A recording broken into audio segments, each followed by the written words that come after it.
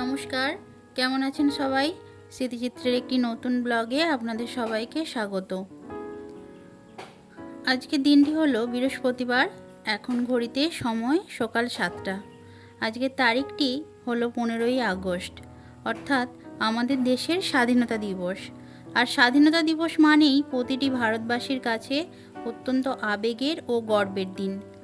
আজকের দিনে আমাদের দেশের প্রতি অলিতে গলিতে, অফিসে, স্কুলে, আদালতে সমস্ত জায়গায় পতাকা উত্তোলিত হয়। তো আমরাও এখন তৈরি হয়ে গিয়েছি, গিয়ে চলে এসেছি স্কুলে।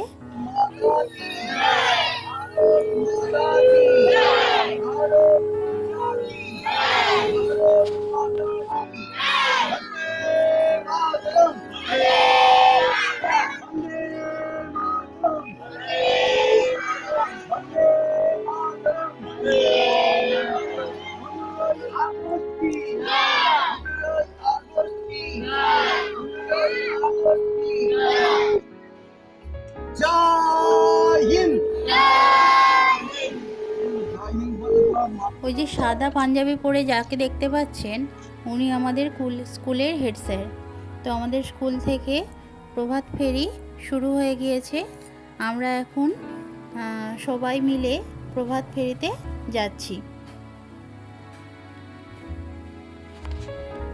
শুধুমাত্র স্কুলে নয়, পার্শ্ববর্তী বিভিন্ন জায়গাতেও পতাকা উত্তোলিত হয়েছিল এবং সেখানেও আমাদের ছাত্ররা উপস্থিত ছিল। কচিকাচাদের দেখুন কি সুন্দর লাগছে। কেউ স্কুল ইউনিফর্মে আছে, তো কেউ আবার শাড়ি পরেছে, কেউ সুন্দর করে চুলটা বেঁধেছে। সবাইকে কিন্তু ভীষণ সুন্দর লাগছে আর আনন্দের সাথে কি সুন্দর যাচ্ছে দেখুন সবাই। তার সাথে আমরাও যোগ দিয়েছি।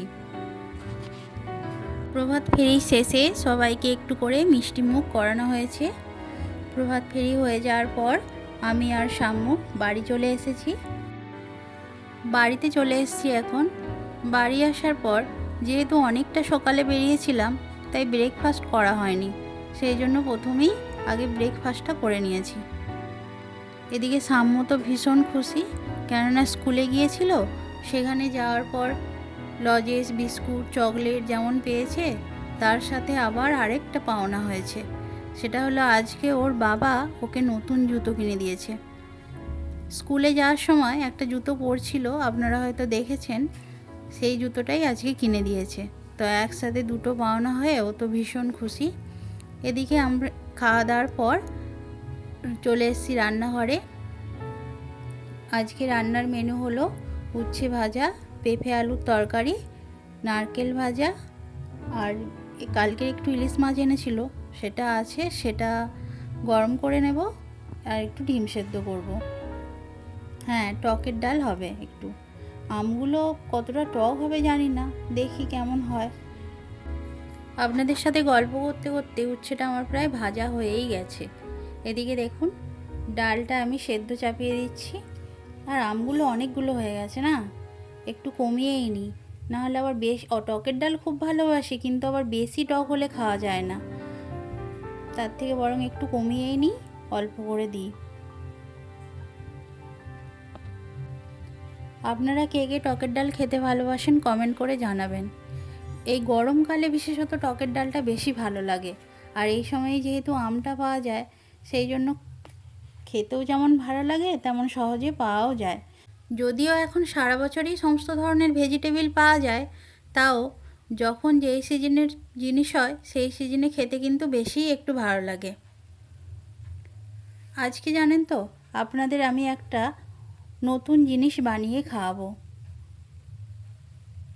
যদিও খাওয়াতে হয়তো পারবো না, দেখাবো। আপনারা বানিয়ে বলবেন যে সেটা কেমন হয়েছে, আর আমরা তো খেয়ে বলবোই সেটা কেমন খেতে হয়েছে। এদিকে দেখুন দুপুরের রান্না আমার প্রায় কমপ্লিটের পথে। মাছ ছিল, ভাবছিলাম যে আর ডিমটা করব না, কিন্তু সাম্য আবার ইলিশ মাছ খায় না, সেজন্য একটু ডিম করে নিচ্ছি। আর যখন করছি তখন সবার জন্যই করে নিচ্ছি, সেই জন্য একসাথে 3টে ডিম করে নিচ্ছি।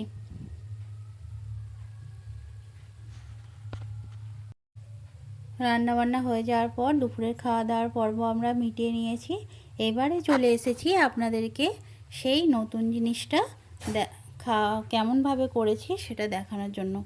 এটাকে ঠিক কী বলে আমি জানি না, এটা আমি আমার মাইমার কাছ থেকে শিখেছি বলতে কোনো দিন দেখিনি যে সে কিভাবে বানায়। শুনেছিলাম যে সে বানায়, আমি জিজ্ঞেস করেছিলাম যে কিভাবে বানাও, তো আমাকে বলেছে যে এইভাবে কর, হয়ে যাবে। তো আমি সেইভাবেই চেষ্টা করেছি। এই যে দেখতে পাচ্ছেন যেটাকে আমি এখন হাতে করে করছি, ওটা হলো কুমড়ো। কুমড়োটাকে প্রথমেই সেদ্ধ করে নিয়েছি।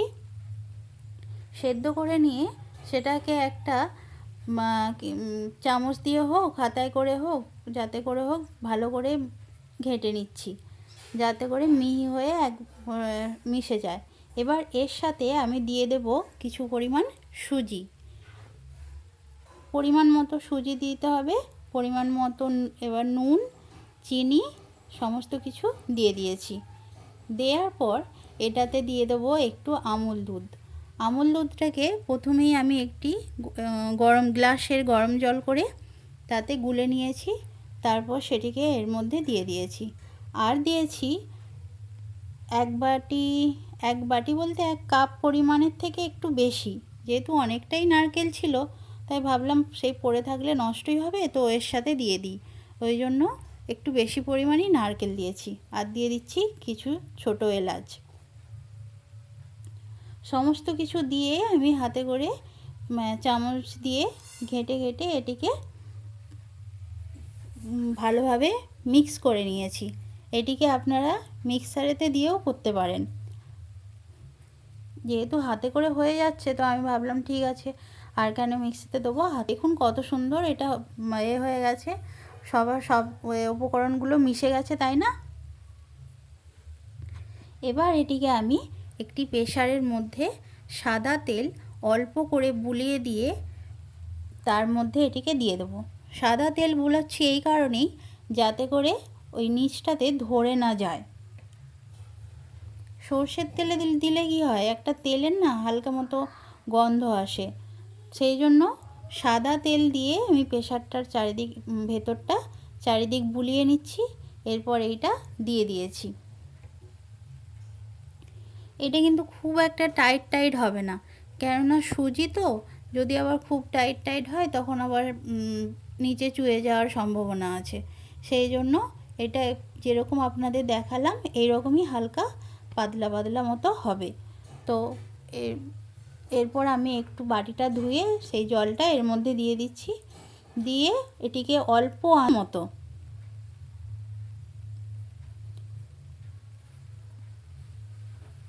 আধ ঘন্টা পর আপনাদের দেখাবো যে এটা ঠিক কীরকম হয়েছে।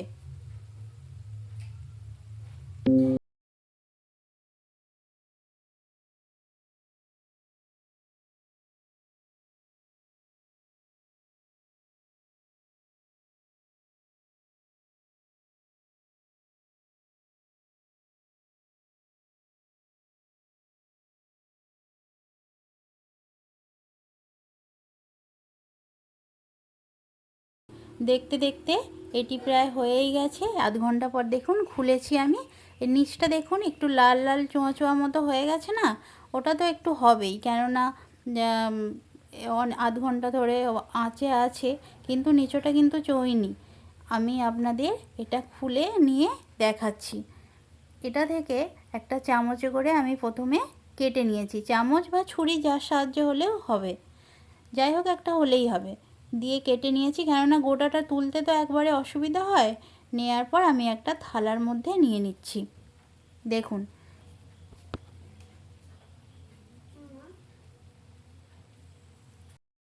নিচটা দেখতে পাচ্ছেন, বললাম না যে নিচটা ঠিকই আছে, কিছু হয়নি। এরপর এইটাকে আমরা কিছু দিয়ে একটা পিস করে কেটে নিয়েছি। চামচ দিয়েই আমি কেটেছি, যেহেতু কাটা যাচ্ছে তাই চামচ দিয়েই কেটে নিয়েছি। এটা কিন্তু দারুণ খেতে হয়েছিল, আপনারা একদিন ট্রাই করে দেখতে পারেন। আর যদি ভালো লাগে তবে অবশ্যই কমেন্টে আমাকে জানাবেন। আজ এই পর্যন্তই, পরে দেখা হবে আবার একটি নতুন ব্লগে। ততদিন আপনারা সবাই সুস্থ থাকবেন, ভালো থাকবেন। নমস্কার।